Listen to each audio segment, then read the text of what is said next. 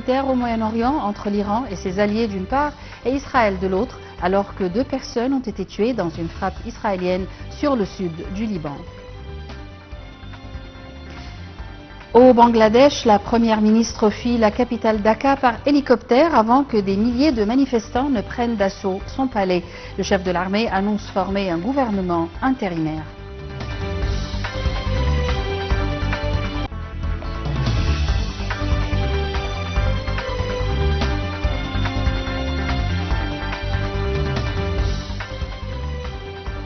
Le président Abdel Fattah el-Sisi a jugé impératif de parvenir à un règlement définitif et exhaustif de la cause palestinienne. Il a martelé que l'escalade régionale ne devrait nullement entraver l'accès permanent de l'aide humanitaire au peuple palestinien dans la bande de Gaza sinistrée. Le président s'exprimait lors de sa réunion au Caire avec le ministre turc des Affaires étrangères Hakan Fidan et la délégation qui l'accompagne en présence du ministre des Affaires étrangères et de l'immigration Badr Abdelati.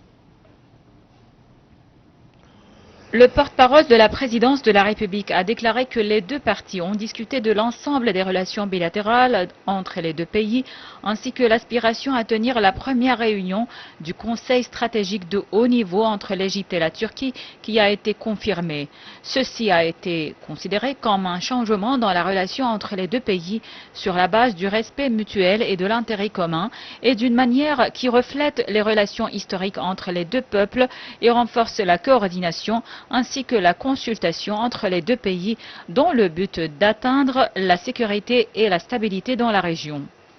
Le porte-parole a déclaré que le président el-Sisi avait souligné que le Moyen-Orient traversait un tournant très délicat et dangereux, ce qui exige la plus haute résolution et le fait de faire preuve de retenue et élever la voix de la raison et de la sagesse, confirmant que le moyen de désamorcer la tension croissante résidait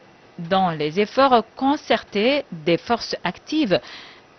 et de la communauté internationale pour mettre en œuvre immédiatement le cessez-le-feu dans la bande de Gaza et assurer l'opportunité de solutions politiques et diplomatiques, notant que l'Égypte a mis en garde à plusieurs reprises contre le danger d'étendre la guerre d'une manière qui menacerait la paix et la sécurité régionale et internationale, ainsi que la sécurité et la stabilité des peuples de la région. Les derniers développements des efforts intenses de l'Égypte pour parvenir à un accord de cessez-le-feu et à l'échange de détenus ont également été examinés. Le président el-Sisi a affirmé que les développements régionaux ne doivent pas éclipser les efforts visant à fournir une aide humanitaire au peuple palestinien de la bande de Gaza, soulignant la nécessité de faire pression en faveur d'une solution radicale et globale à la question palestinienne sur la base de la solution à 2 États et de la création d'un État palestinien avec Jérusalem-Est pour capitale sur la ligne de 1967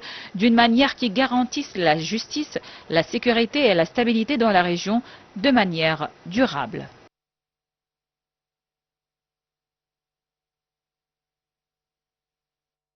Le chef de la diplomatie, Badr Abdelati, a tenu aujourd'hui une conférence de presse conjointe avec son homologue turc Hakan Fidan à l'issue de leur entretien au Caire. Lors de cette conférence de presse, Abdelati a souligné l'importance d'éviter l'escalade militaire dans la région, vu les dangers qu'elle pourrait engendrer. Il a indiqué avoir examiné avec son homologue turc la lutte contre le terrorisme et le renforcement de la sécurité dans la région. Le ministre des Affaires étrangères a ajouté avoir abordé avec M. Fidan les préparatifs de la tenue du Conseil de coopération stratégique de haut niveau entre l'Égypte et la Turquie. Le ministre turc des Affaires étrangères a de son côté déclaré que son pays aspirait à renforcer l'échange commercial avec l'Égypte. Il a salué le rôle axial de l'Égypte dans l'acheminement des aides vers la bande de Gaza. Il a aussi rendu hommage au soutien qu'apportait le Caire à Ankara pour acheminer ces aides vers la bande de Gaza.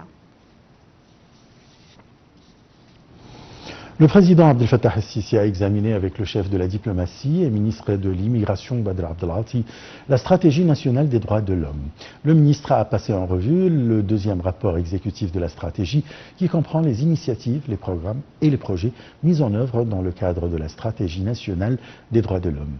Élaborée sur instruction du président de la République pour la promotion des droits de l'homme, cette stratégie vise à moderniser l'infrastructure législative et les institutions qui en sont concernées, la propagation de la culture des droits de l'homme et la qualification des cadres dans les différents organismes de l'État.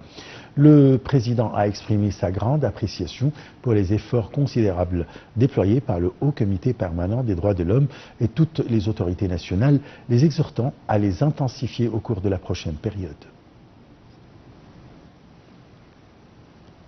Une source de haut niveau a nié les informations publiées par les médias israéliens selon lesquelles il y aurait des tunnels actifs entre l'Égypte et la bande de Gaza. Cette source a souligné que ces allégations sont sans fondement et visent à masquer l'échec d'Israël dans le secteur.